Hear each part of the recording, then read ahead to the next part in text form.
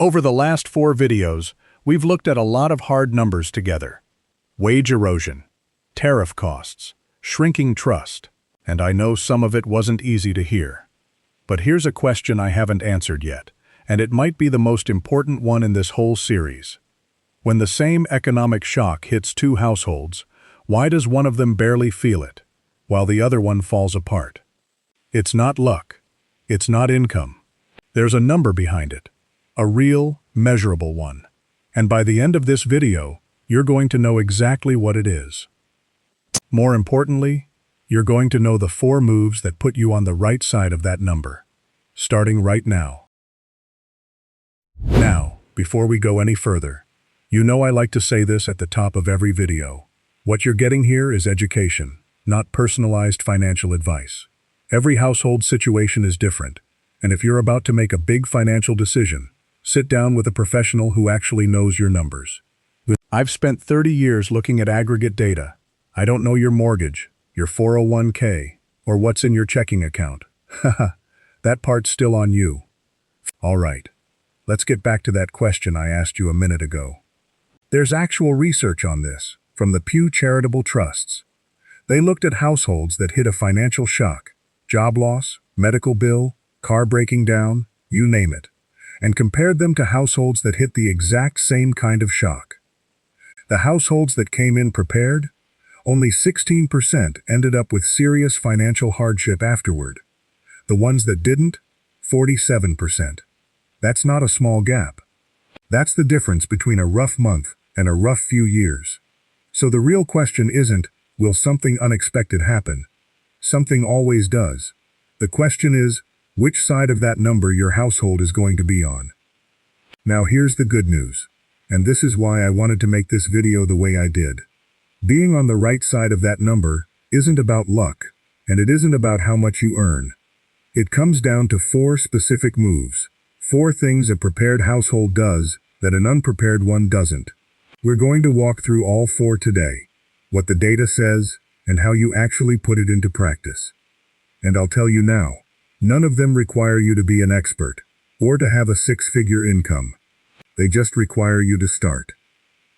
All right, move number 1. And I want to start here, because everything else we talk about today depends on this piece being in place first. The liquid buffer, your emergency fund.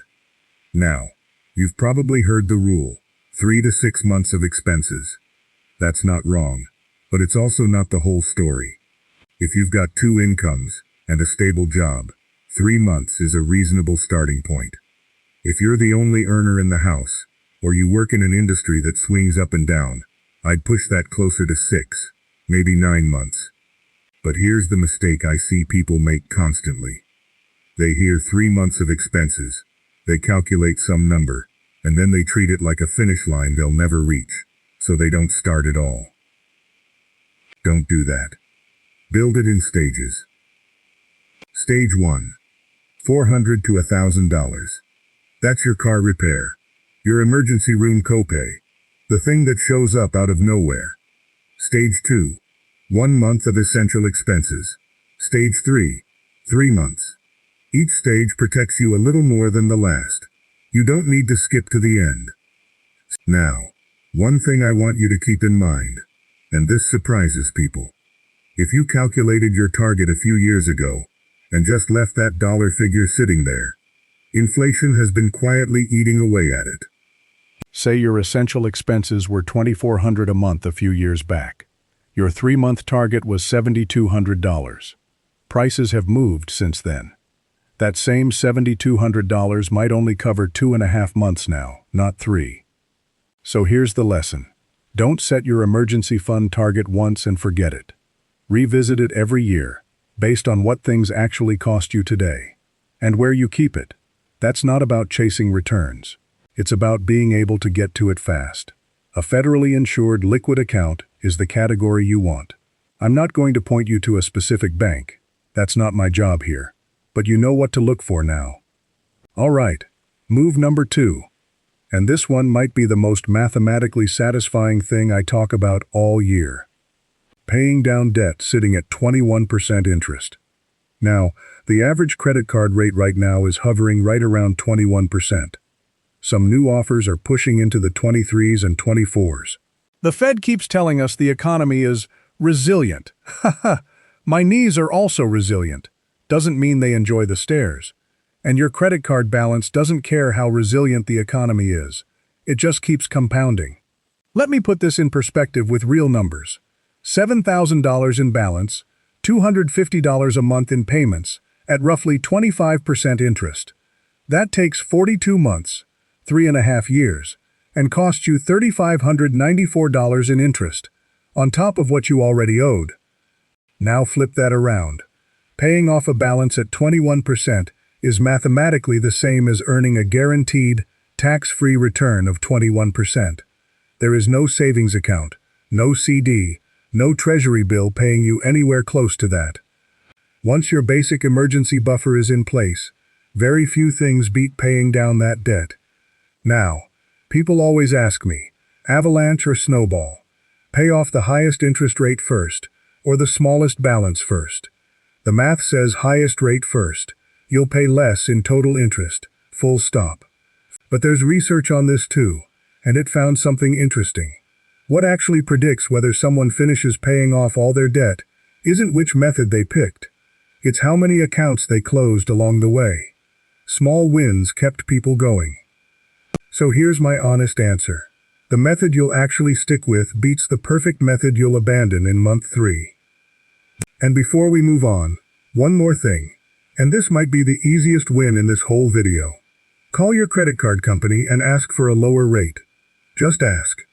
The data shows the vast majority of people who ask get it. An average drop of 6 percentage points. And yet almost nobody picks up the phone to try. 5 minutes on hold. Possibly thousands of dollars saved. That's a pretty good return on your time. Now, building the buffer, killing the high-interest debt. Those protect what you already have.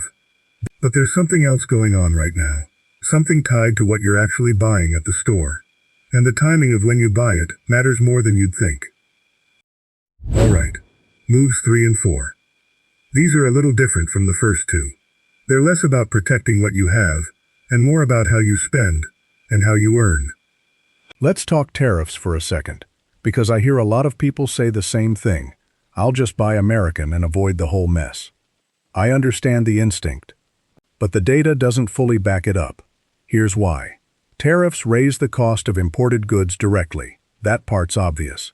But domestic manufacturers use imported parts too. Steel, electronics, components. A lot of it comes from overseas. And when the competition from imports gets more expensive, domestic companies feel less pressure to keep their own prices down. So, Buy American can soften the tariff tax. It doesn't make it disappear. Now, here's the more useful question, and this one actually has a clear answer in the data. Should you buy that big-ticket item now, or wait? Research on this shows something consistent. The short-term price jump from a new tariff is almost always bigger than the long-term one. Shoes, for example, prices jumped around 40% in the short run.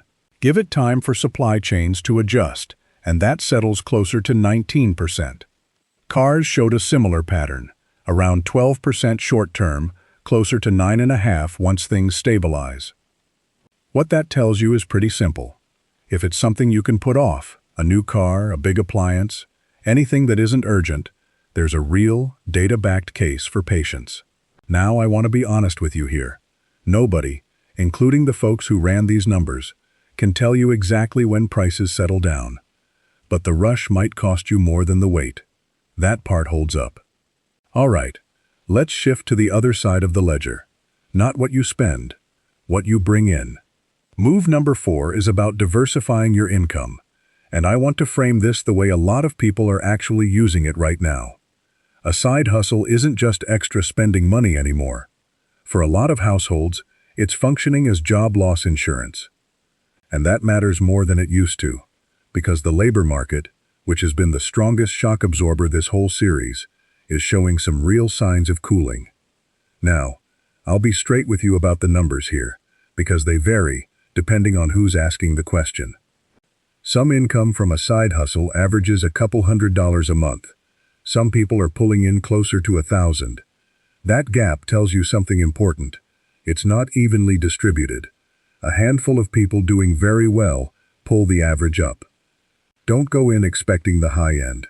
Start small. Build it like a system, not a lottery ticket. And while we're on the subject of bringing in more, don't forget what we talked about a minute ago with that credit card call. The same principle applies to your insurance, your phone bill, your subscriptions. Asking works. It's the lowest risk, highest reward move in this entire video, and most people never make the call. Now, I want to add one more layer here, because not everyone listening to this is in the same financial position. We've talked before about the K-shaped economy, one part of the country pulling ahead, another part falling behind. Your priority order depends on which side of that K you're on. If money's tight, the order is simple. Liquid buffer first, then knock out that high-interest debt. Fancy investment optimization comes later. It can wait. If you're more financially comfortable, your emergency fund is probably already in decent shape. So debt strategy and tariff-smart timing move to the front of the line. Same 4 moves. Different starting point, depending on where you are. Now, everything I've just walked you through, the buffer, the debt, the timing, the income, that's the what to do part. But I want to show you something else.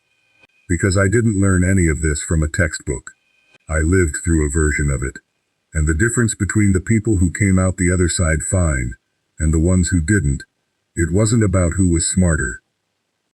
Let me take you back a ways. 1982. I was young in my career then, just starting to understand what these numbers actually meant for real families, not just for the models on my desk. Interest rates were something you'd barely recognize today. The prime rate had touched 21.5%. Unemployment climbed close to 11%, still the highest it's been since World War II. I had 2 neighbors back then. Worked in the same industry, made about the same salary. Neither one of them knew how long the high rates would last. Nobody did. But one of them had kept 3 months of expenses set aside and had quietly stopped taking on new debt. The other one kept telling himself, "This'll pass," and was carrying a loan with a rate that moved with the market instead of one that was locked in. When rates finally started coming down in '83, one of them was ready to take advantage of it. The other one was still digging out. The difference wasn't what they earned. It was what they'd already done before the storm showed up. Now, I'll be honest with you. I don't have a clean study from 1982 that measures this exact gap.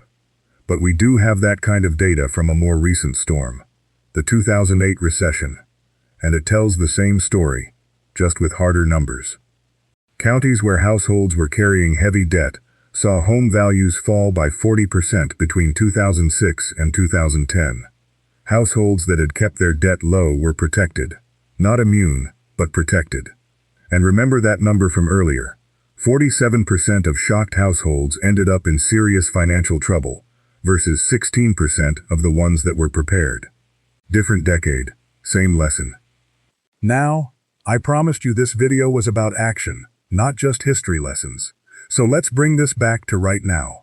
A few videos back, we talked about 5 warning signs to watch. Think of them as a traffic light for the economy. Here's how each one connects to what we just covered. If consumer confidence drops below a certain historical threshold, that's a yellow light.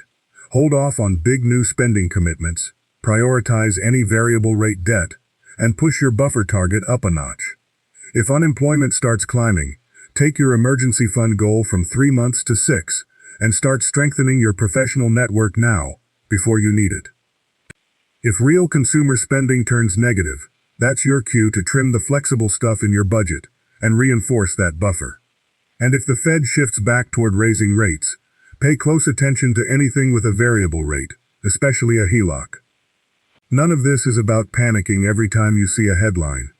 It's about knowing which signal points to which move, so when it shows up, you're not scrambling. You already know what to do.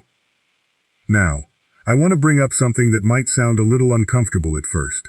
Everything we just talked about, Building your buffer, paying down debt, watching these signals, that's you protecting your household. But what happens if everybody does the exact same thing, at the exact same time? Now, I know that question might have made you a little uneasy. If everyone builds a buffer, everyone pays down debt, everyone pulls back on spending at the same time, doesn't that slow the whole economy down? It can. Economists have a name for it, the paradox of thrift. When everybody tightens up at once, out of fear, it can actually deepen a downturn. But that's not what we've been talking about today. There's a real difference between one household quietly getting its own house in order and an entire country pulling back all at once out of panic. What we covered today doesn't weaken the economy. It strengthens your household. And a prepared household doesn't have to slam on the brakes when a shock hits, because it's already built the room it needs to absorb one. We've covered a lot of ground across this series. Wage numbers, tariff math, trust indicators. None of it was meant to scare you. It was meant to get you ready. Because readiness starts with understanding, and now you understand. The gap between a prepared household and an unprepared one isn't about how much you make. It's 47% versus 16%. And for anyone who's watched this all the way through, that number just moved a little, in your favor. If this series helped make sense of what's been happening to your wallet, hitting subscribe means you won't miss what we dig into next. And if today's video was useful, a like goes a long way in helping other households find this channel too. If you're just joining us, this was part of a 5-video series. You'll find the whole thing linked on screen now, along with another breakdown worth your time. Until next time, take care of that household budget. I'll see you in the next one.